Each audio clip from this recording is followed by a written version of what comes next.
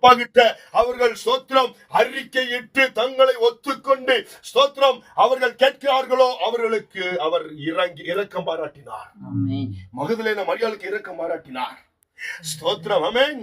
மகதலேன மரியாள் பிசாசினாலே பிடிக்கப்பட்ட ஒரு சகோதரி, அநேக அசுத்தாவினாலே பிடிக்கப்பட்ட ஒரு சகோதரி.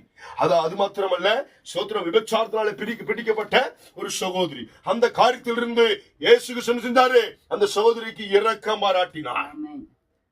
சமாரிய ஸ்திரிக்கு இரக்கம் பாராட்டினார். 38 வருஷம் பெரும்பாடுள்ள மனுஷனுக்கு இயேசு கிறிஸ்து செஞ்சார், இரக்கம் பாராட்டினார். வியாதியில் உள்ளவர்களுக்கு இரக்கம் பாராட்டினார். தங்களுடைய பாவங்களை அறிக்கை செய்தவர்களுக்கு இரக்கம் பாராட்டினார்.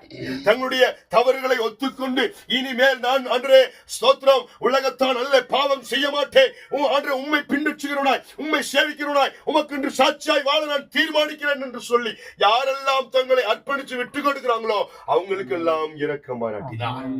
ஹல்லேலூயா, ஹல்லேலூயா. இன்னைக்கு ஆண்டவருடைய சமூகத்திலே இந்த ஒரு விண்ணப்பத்தை நாம் வைப்போம். என்மேல் இரக்கமாயிரும் கர்த்தாவே. தாவீதுக்கு அவர் இரக்கம் பாராட்டினார். ஹல்லேலூயா. எல்லா ஆண்டவருடைய சமூகத்திலே நம்ம முழங்கால் படியிடுவோம். ஆமென்.